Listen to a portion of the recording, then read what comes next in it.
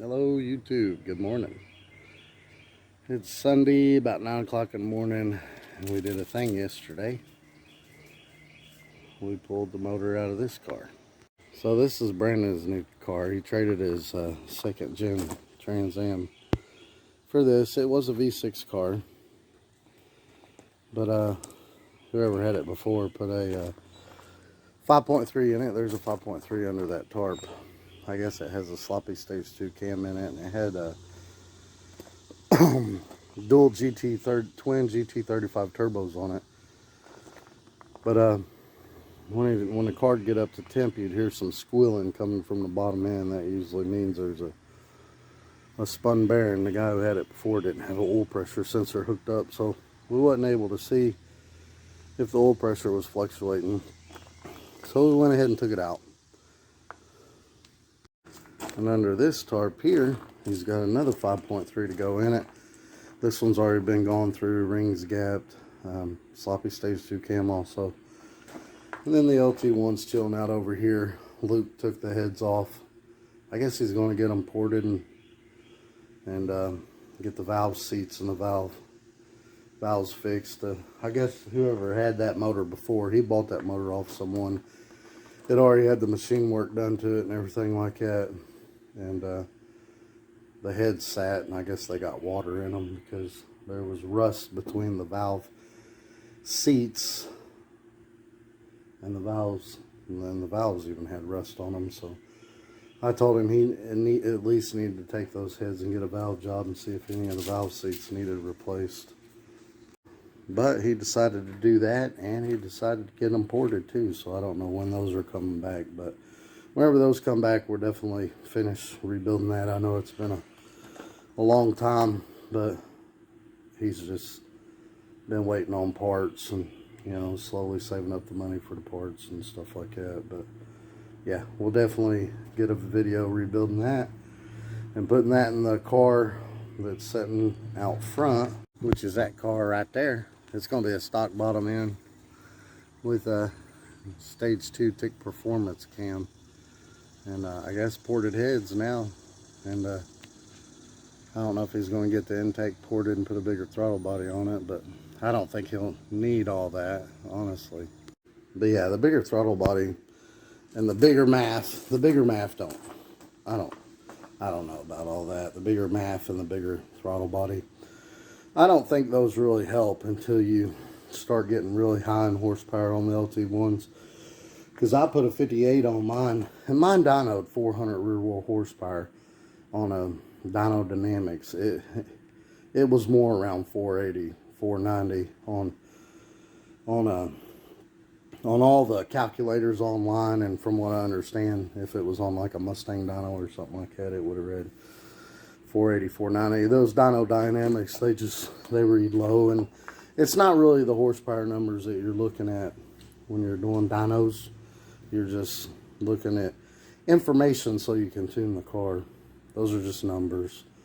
But anyway, yeah, definitely get that rebuilt.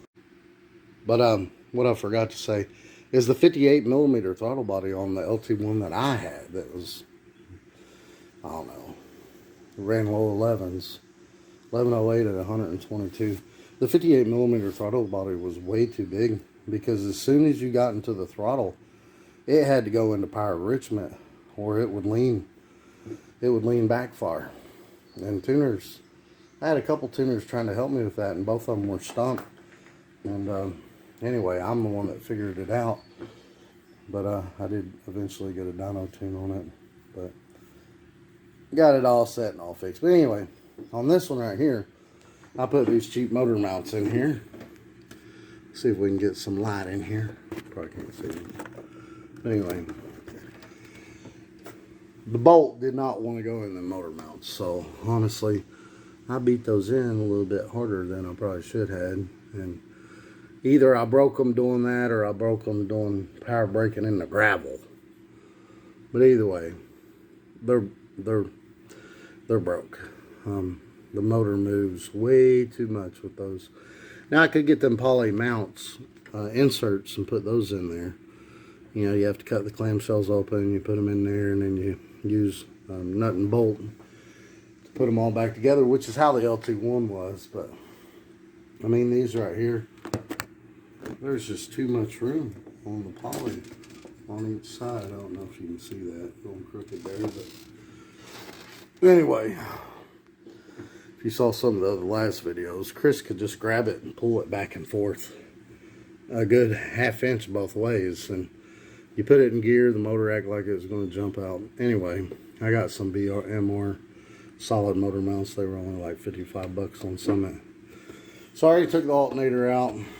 And this is the motor mount for the motor side. And I already loosened up the 4 bolts that hold the motor mount.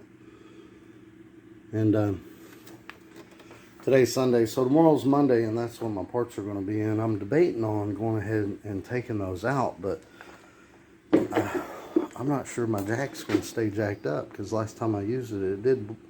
Well, a couple times ago I used it, it bled off on me. But the last time I used it, it didn't bleed off on me. So I'd hate to get the motor jacked up off the oil pan, take those out, and then the jack bleed off on me. But I don't know. I think it'll be okay just to take those bolts out. The motor mount bolt. I already took the nut off of them, both sides. I just gotta get the bolt out.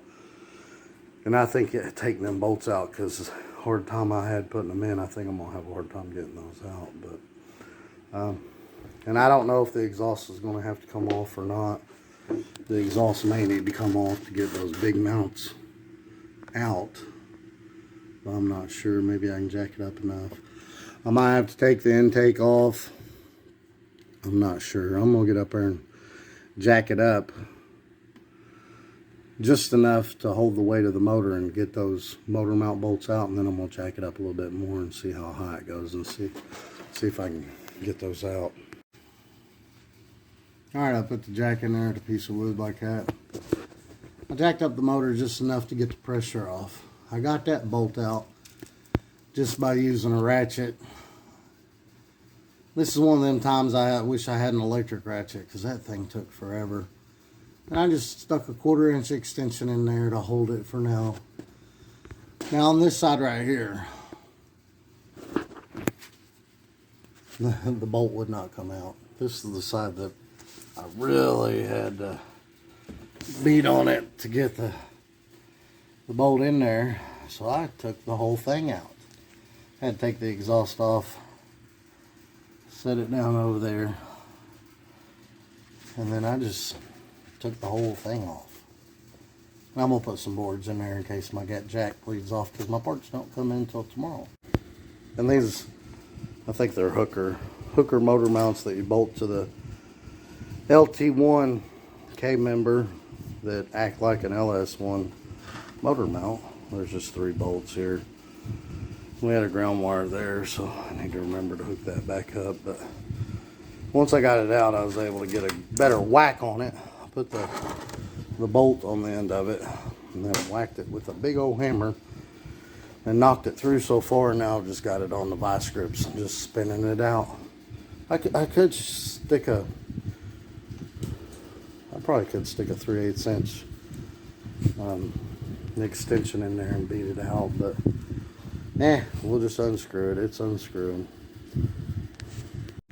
There we go, and the bolt's out. So even though I took this one completely out,